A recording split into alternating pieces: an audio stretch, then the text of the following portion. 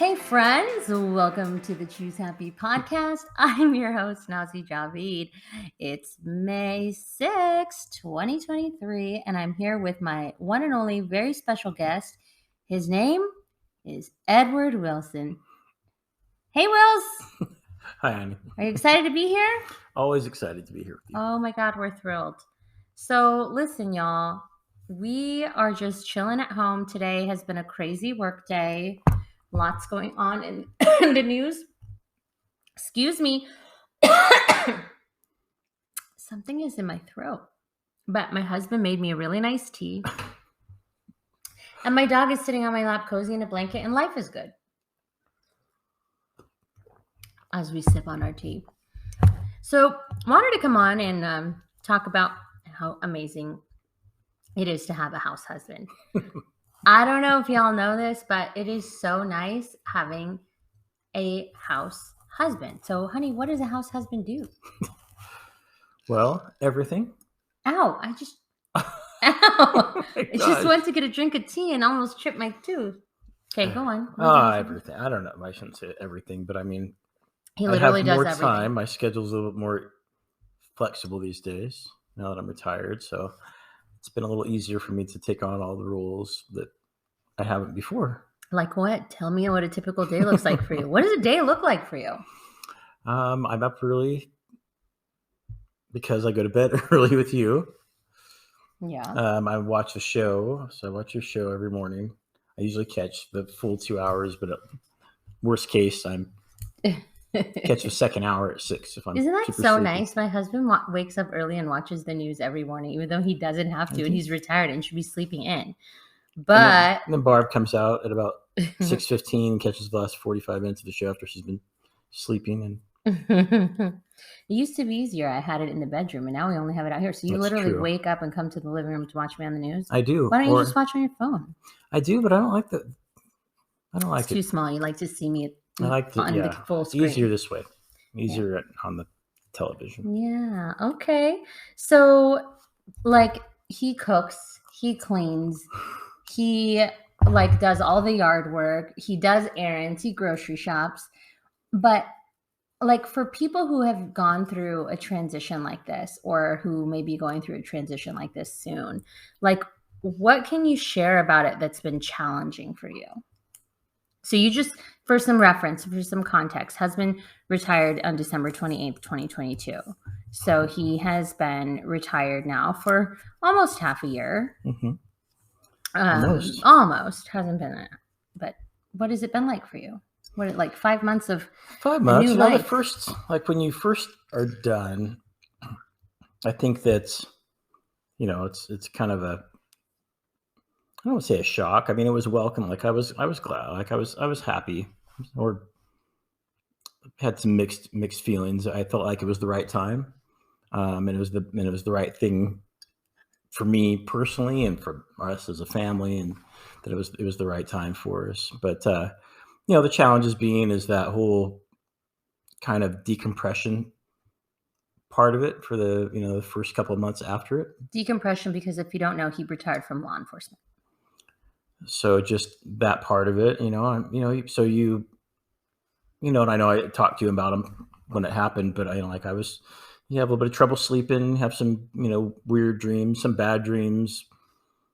And it's funny that it happens because after you're kind of away from it. I mean, because probably because I feel like your brain's maybe trying to rid itself of all the bad stuff, all the visually bad stuff, so I'm not sure what caused it, but my brain, I think, was trying to process the exit and then, kind of relive some of the stuff. And, it's probably because you pushed it down to get the job done, that now that you're finally able to breathe a sigh of okay, it's done.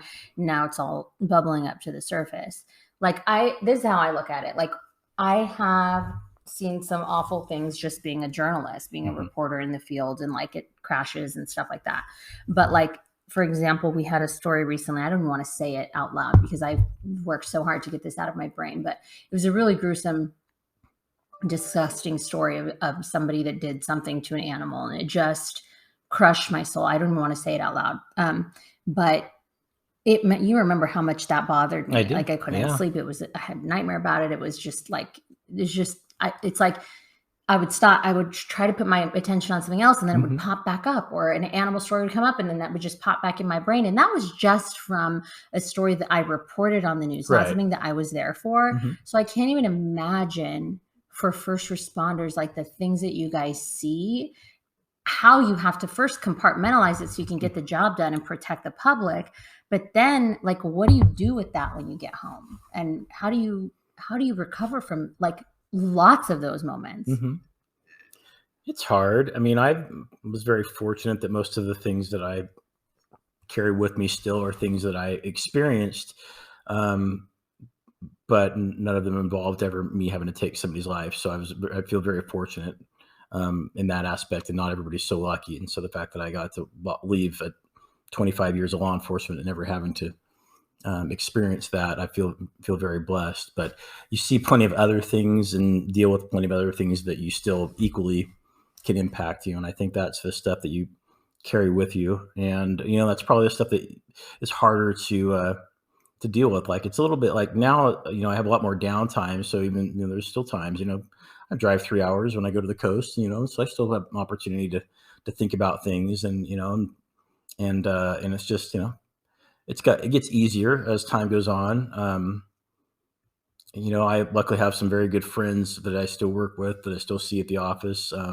Well, and mention that because I think people, if you think you're retired, they're thinking you're not working at Yeah, all. no, I work part time. I still go back and do some part time work from my department, and luckily, I mean, it's I serve at the will of the chief of police, so he didn't have to have me back, but he asked me to come back, and so I feel very lucky to get to do that. But I still work with some very good people, and some of my closest friends there still are people that are part of the peer support group at our department, which has really got taken on quite a life. It's certainly different than it was when I first started in this line of work. And What is that like? So people that are there to talk to? yeah, they're trained. They're trained for critical incidents. They're trained for like post traumatic type incidents when officers are involved in either shooting or any critical incident where it's or just where they're struggling to deal with life outside the job or life within the job, and or just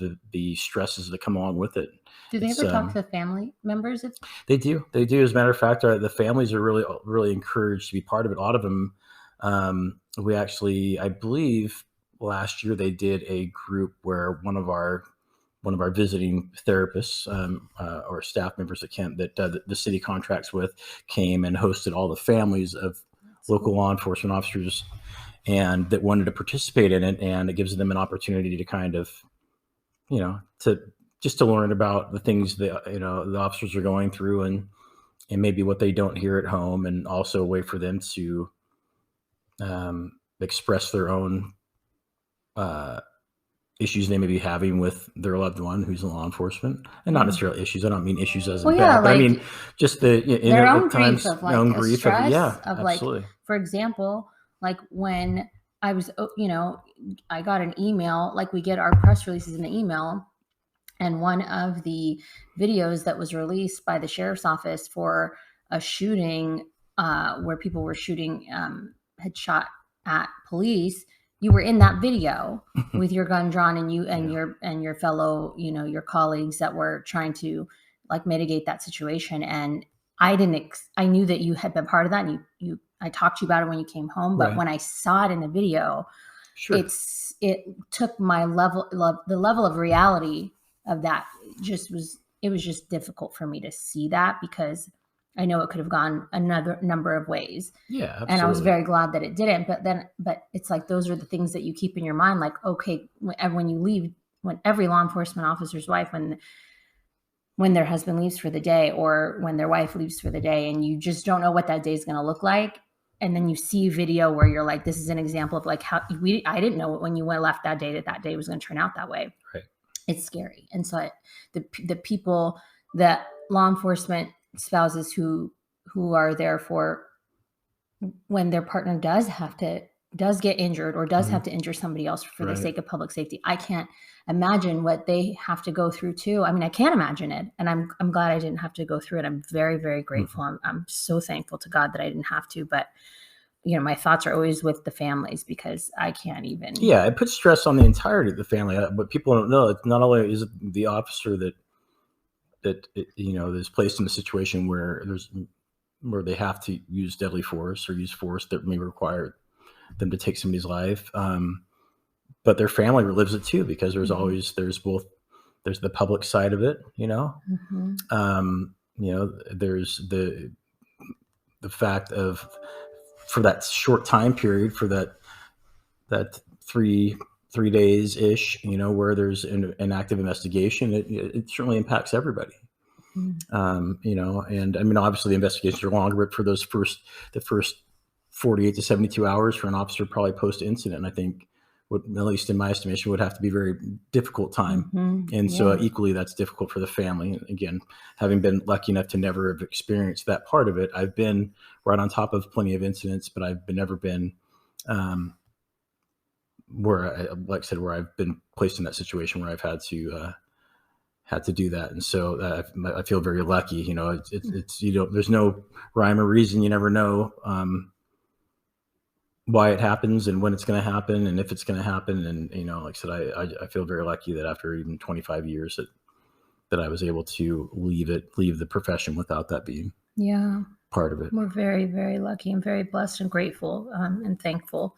So, what about like what's on your bucket list now that you're retired? Like, what have you always wanted to do that that you might like try Try out doing, doing? I don't know. try doing. Like, I I don't can't know. speak today. I don't know. I think about that a little bit. I think I'm kind of already doing it. I get to have the luxury of kind of coming and going, and I still get to have a little bit of association with my former career without being Yeah, in it 100%. So and that's we've been part able of to it. do And to more make things with the that really my bucket kids. list, top of my bucket list was hopefully making it out of my profession healthy enough to actually retire. And so, that was the big thing. So, I mean, That's good. I'm glad we that was at got the number top of one the on the list. bucket Number list. one on the list was was, trying to make it out like that, and it is, and mostly I say that because of the fact that I had, had back surgery 7 years ago. And I think that every year I was out there was just a little bit more of a chance of getting hurt again, and Yeah. really didn't want to have to go through that. And certainly I want to be able to walk when I'm 60 or 70, which is not too far away. It is. Stop it. You are so funny.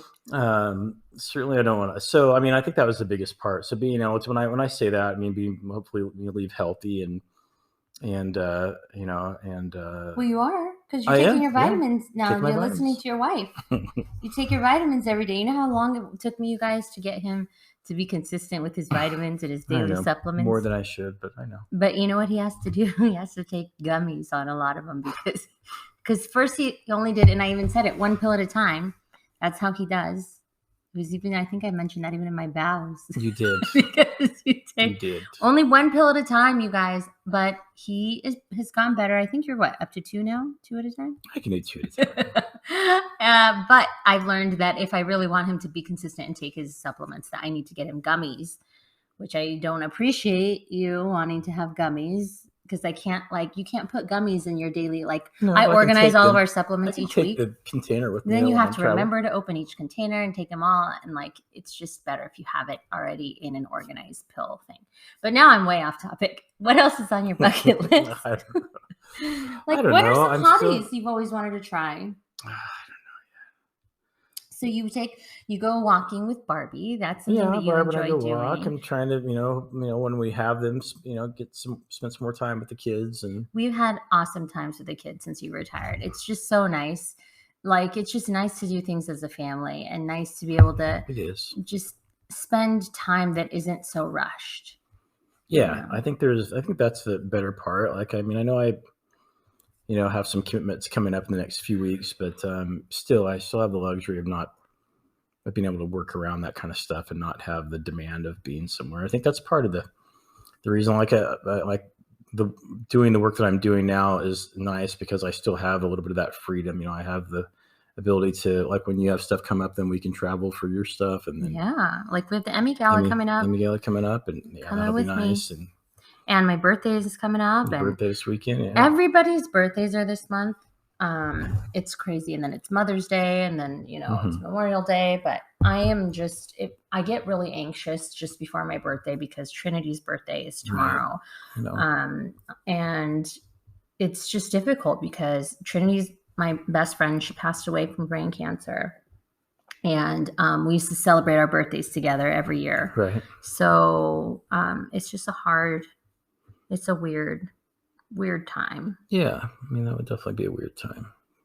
And I remember you even delayed like proposing to me because of that. I did. Yeah, as a matter of fact, I waited another full week and then some after her. Yeah. After her birthday. Yeah, because that was a rough. Yeah. Because I think she passed away in March, and we had been going to see her in February before she passed away, and then she passed away on March 4th, and then I grieved, and then was finally starting to heal, and then her birthday came up, and it just was like, remember we went to the Eureka Boardwalk, I think, I remember. And I like blew bubbles for her, and kind of like said my messages to her, and it was just it was just such a heavy time, the first birthday. Yeah, definitely. After she passed. But now I try to just think of it in a positive light, and like all the great memories we had and everything we did together and how wild and crazy we were. But it's just crazy. Grief is such a weird thing, like some days are like, I'm just like, I'm okay. And I have like these great memories. And then other days it's just like, what the heck? Like, what is this life? And like, how do such great people get taken from us? And like, it's just it's weird. I don't know. I don't even know really how to process that. But it does remind me of like, okay, well, we got to make the most out of what we have in the time that we have it here. So now that you're retired and you have the second half of your life awaiting you, what are some of the things that you want to make the most of? I don't know, just obviously time with you and time with the family, and just kind of figure out, what next. I know that I don't plan on my current, part-time work at the department being super long-term. I think that, well, you're also teaching at the teaching the academy too. I'm doing that, and that's good. So I mean, I like the fact that I'm still involved in it, but I feel like the more outside of active duty you get, the more it's kind of time to kind of step aside, and because the job changes and technology changes, and there's a lot of things about it that stay the same, but there's a lot of changes, and so I feel like I'm going to do my best to. While I'm doing it, to impart what I can and support people that are starting into the profession, but then kind of decide when it's my time to be done with it. What would you like? Have you thought about what you would try next if you tried something different other than law enforcement? I don't know yet. I don't know if I'll try and stay in something, public service oriented, or I might go back into something like private sector like I don't know. I think, from my perspective, because I'm your wife and I probably know you really well, I think that you need to, your soul wouldn't be fed unless you're doing something of service, whether it be in law enforcement or a nonprofit or, public, whatever. Like, as long as you're giving yourself, or like giving of yourself, I think that you'll feel satisfied in that. Yeah. Even if you're volunteering, even if you're giving back in some way would I think make you happy. Yeah, I mean, I would definitely have to do something. I know that. I've certainly would need to have something in that spot. I mean, it's tough to kind of do that my whole life and not be doing something similar to it. Here comes your dog. Your dog is coming to you because I just moved and she was sleeping on me, and I moved and she got upset and she ran to you because that's what she does. She does. She's so quiet. She never says anything. You never say anything, Barbie. So Barbie Wilson is our dog. If you don't know, Barbie Wilson, the dog we call her, aka Barbie Von Shrimpfoot, aka Shrimpfoot, aka Sweet, aka Best Dog Ever, Barbie Von Shrimpfoot the dog, Barbie Wilson Fan Club. What other nicknames do we have for you, Barb? Barb. That's Barb. She's so cute. She's such a cute dog. She's a good dog. Friday? What day are we on? Saturday? Saturday. Yesterday, when we were doing good things, they're like, Nazy, what's your good thing? And I pause. Usually I'm the first one to have a good thing. And I couldn't think of a good thing initially. And then they were like, Barbie. Barbie. They're like, when you're 90 years old, you're going to be on your deathbed. Barbie's the best. She's still the best Barbie's dog. Number one. That's right. She is. She's so dog. cute. She's a great dog. She really is such a joy. Look at her little lip. She's had some of her teeth pulled, and she has this little snaggle tooth that keeps her lip all. It looks like she's snarling, but she's not. It's just not really stuck. snarling, just gets stuck up there. Every once in a while, I get stuck. You have a snarly tooth.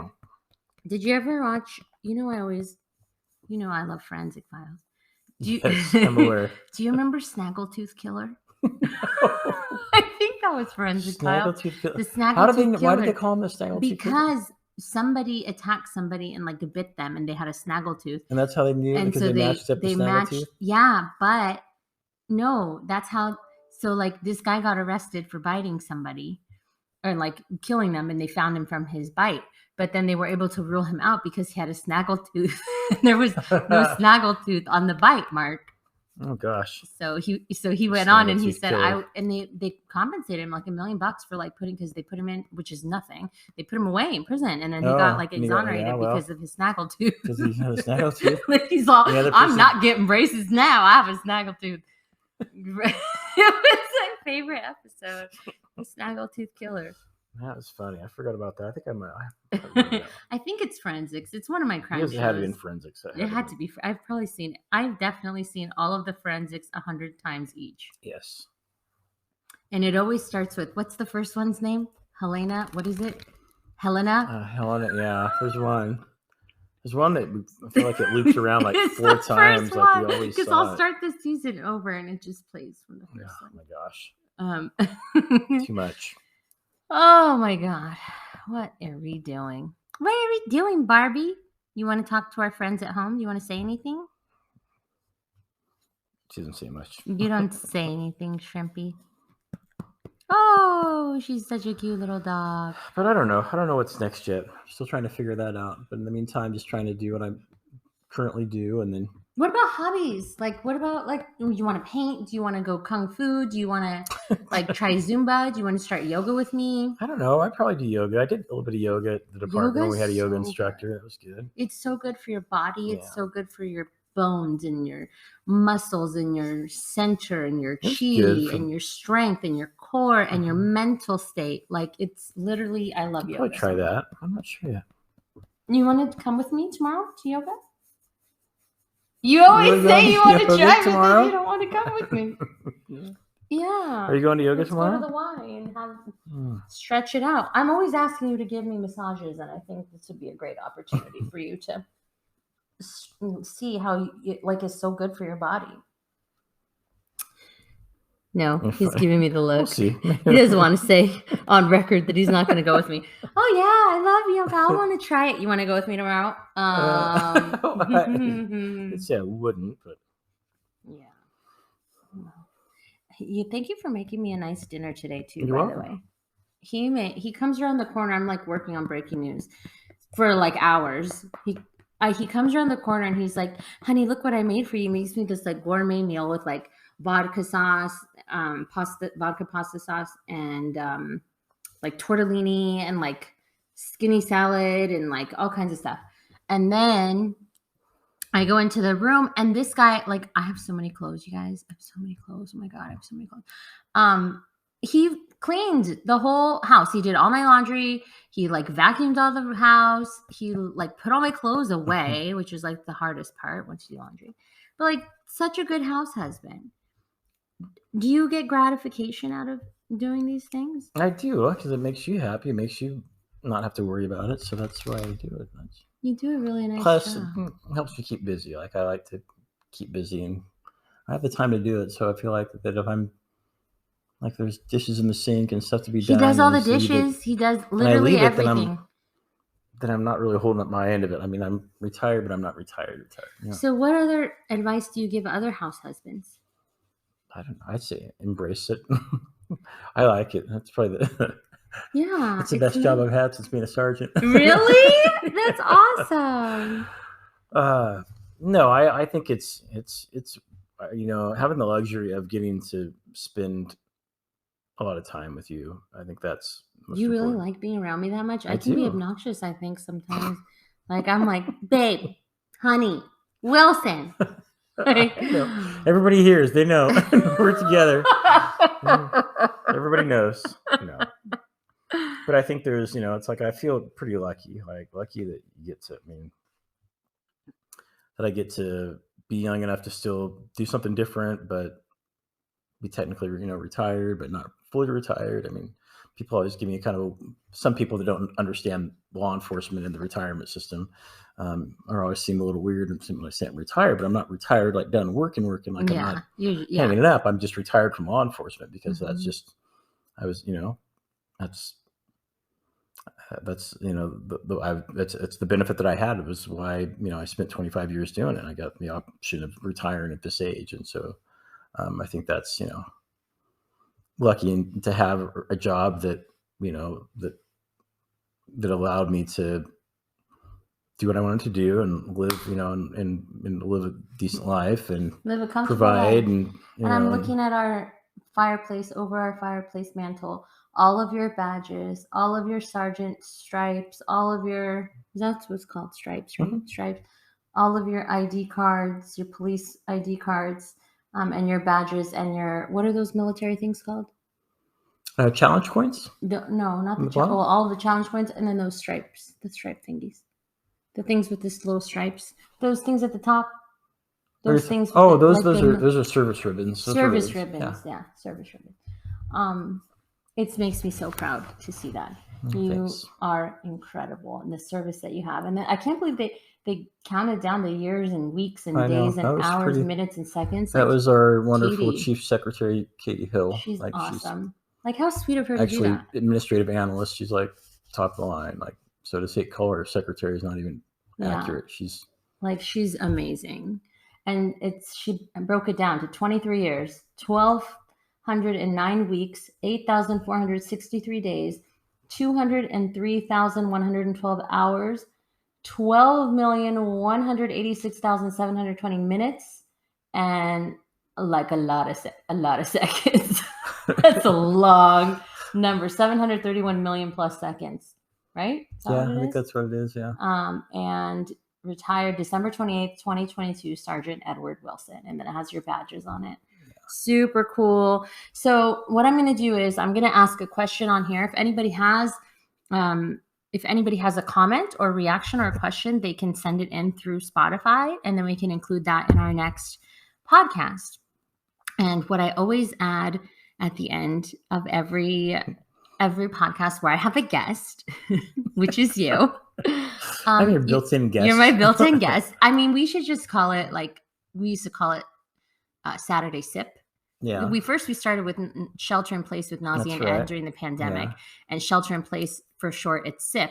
Then we started Saturday Sip after the pandemic ended, and then now it's just the podcast. It was Newlywed with Nazy and Ed, but we're not so much newlyweds anymore.